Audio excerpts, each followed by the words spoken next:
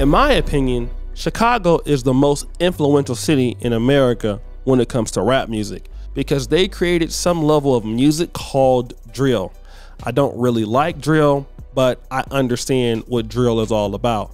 And you have guys in Philly who are doing drill rap, guys in London who are doing drill rap, Brooklyn drill. And yes, you even have drill rap on the continent of Africa. And because of that, I would say Chicago is the most influential city when it comes to drill. And unlike a lot of cities, Chicago rappers actually participate in what they're talking about, which is quite different from most cities in America. Now, I'm not saying that nobody else does it because you got your LA rappers out there, you got your New York rappers out there for sure, but the Chicago guys are really active. And that is what, in my honest opinion, has put them to the top of the food chain when it comes to being more influential. And I would say they're more influential than even people in Atlanta. And I know I'm saying that, I'm not trying to be disrespectful, but their style is the most copied right now, period. People talking about ops, nobody is saying that like Chicago people because their style is just like that. But anyways, one of the more popular guys out there, or in the last 5 years, who's now deceased, was King Von, who also was known for being active as a hitman in the streets of Chicago. And there's been a controversial video that has been discovered of him in prison or in jail, pretty much saying that he needed to go to protective custody. I'm gonna play this video. It is graphic and it was from 6 years ago, but let's check it out. Where's the plumber at? In there? It's the only thing I've been on that's got a problem with it. They supposed to be a Christian, but they got a problem with gay people. How you gonna be Christian? So because of your sexual orientation, you're requesting protective custody, is that correct? Yes. Okay.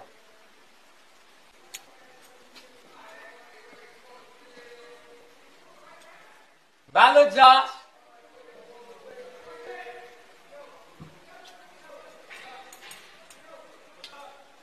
I'm gonna fuck you too.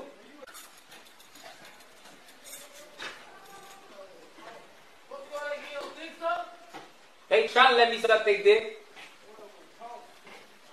So as you hear, he's saying they're supposed to be a Christian at the end of the day, but they got a problem with gay people. And of course you hear him say something sexual about, you know, he wants to suck some, you know what, and all of that. And he's trying to get into protective custody.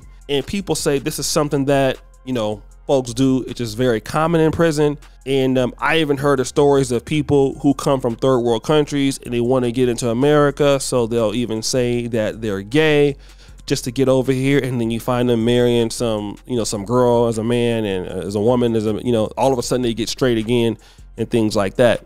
But it's just not him that has this allegation. There is another rapper out here by the name of Lil Jay. And shout out to the brother. And somebody is saying that this person in this jail footage is allegedly him, and there's some transgender in the day room. And of course, you know, I want to play what he's saying. He's clapping back at that, and I'm gonna come back. Man, make it make sense, man. Y'all try to do anything to try to tarnish the face, man. As soon as y'all put dude up actually saying some gay shit, y'all was trying to put me on there. Look at that shit, man. Like, come on, y'all try anything. Face no bad, tattoos no bad, body no, skin tone. Come on, man. Make it make sense, man. Thank y'all, though. Thanks for taking me stupid ass. Now, I've never been to prison, don't know much about it outside of what I've seen. But there is a person by the name of Fleece Johnson who is, you know, coming out today talking about this on YouTube. He's engaged in these things, and he says all the time you have these guys who are straight and gangster on the street, and then when they get to prison, something else is occurring. I'll let him discuss it, and then I'm gonna come back. They so skilled. Motherfuckers don't have to fight you for no booty in there, man. I know a motherfucker in there, they put medicine in chili. He caught one of these motherfuckers running around who they families ain't sending him no money or nothing. Motherfuckers hungry and shit. People that turn their backs on, I ain't sending him no money. And so you got to hustle in prison like you do on the streets to survive. So motherfucker tell you, hey man, you clean my bowl out that I cooked in, I let you have the rest of this chili. And the average motherfucker, they see the smell, the aroma coming, oh, this shit, it smell good. Yeah, bro, I got you, man. I'll wash it out for you. Dummy. And they sit there and eat the shit, man. This shit is bomb. Wiping their mouth and shit. And before they even get the last spoon in there, motherfuckers asleep. Sleep from what? He done put shit in the chili that'll make a motherfucker go to sleep. It was like a sex drug. You know, that's why they get inmates sign up for medication. You know, when they holler in prison, when they holler pill call, you see about 200 motherfuckers come out. Now, these is all the gangsters and shit. Motherfuckers say they go through the neighborhoods killing motherfuckers and shit. They on medicine. That shit is driving them nuts in there. It's something that they never thought. They never thought. And then this motherfucker, once he ate that chili, he went to sleep on this man's bed, freak motherfucker's bed. And most of them freak motherfuckers, man, they packing anywhere between 10 and 13, 14-inch dicks. They gonna hurt some shit. And I remember this dude getting up out of the bed, come out of that man's cell. Man, the fuck shit out of him. He come out of his cell and he stood there and I was wondering, I said, what's wrong with this motherfucker? Just standing in one spot, looking around and shit. Got his back arched, got his hands on his shit like that, looking around at motherfuckers. I'm trying to figure this shit out. And I seen a tear come down his eye. I said, what the fuck's going on? It was like he was afraid to walk. Let me also say this about, you know, these particular rappers. Now, in jail, I know people will say anything, you know, I've heard they will say anything to get to someplace else. And from what I know about King Von and what anybody else knows about King Von, I mean, you know, like I said, it seems like to me he had a lot of kids.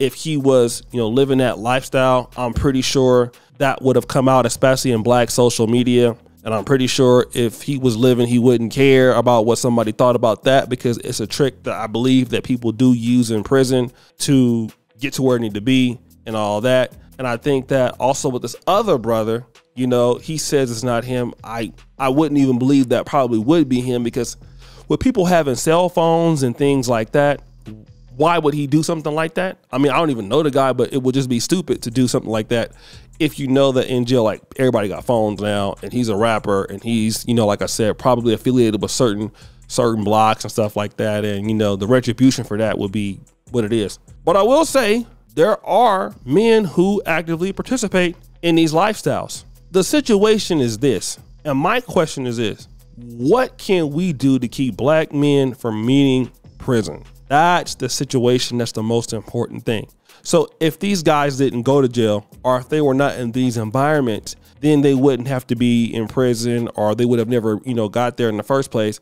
And we all know that, you know, King Von had a broken home, and I'm pretty sure the other brother may have, you know, not had a lot of resources in his life. And that's something that we got to look at and try to address. Why are these guys getting into prison or meeting the legal system in the first place versus who's gay or who's not gay? And same thing with Fleece Johnson. He had a similar situation. Now, his dad was in his life, but he didn't have a whole lot of structure, which led him to doing things that were bad. And that's what we need to do. We as black men need to understand that there are agendas against us that lead us into these situations where we can't be in a situation to provide for our people or have camaraderie for ourselves. And because a lot of men do build businesses, we typically build communities. I'm talking about as a gender of humanity, as men, this is what we do. And because we don't do that, we're more likely to be in situations where we have to be compromised. And then once you get into prison, you're going to be compromised again, like, you know, a lot of guys are, and their lives are never the same if they get out. Some people even die in prison. So that's the most thing, or one of the most concerning things that I'm always concerned about: how to keep black men from meeting the legal system. And the only way we can do that is to invest into the men in our community. It's no way around it. We have to be very adamant about providing for the young guys in the community. And I know that's a controversial talking point, and I'll do that a little bit later. But if we do that, then we're not worried about these guys going to prison in the first place. So guys, what do you think? It's your boy O'Shea Duke Jackson back at it again with another episode of The Celebrity Junk. Appreciate you for all you just heard the bell. We're out.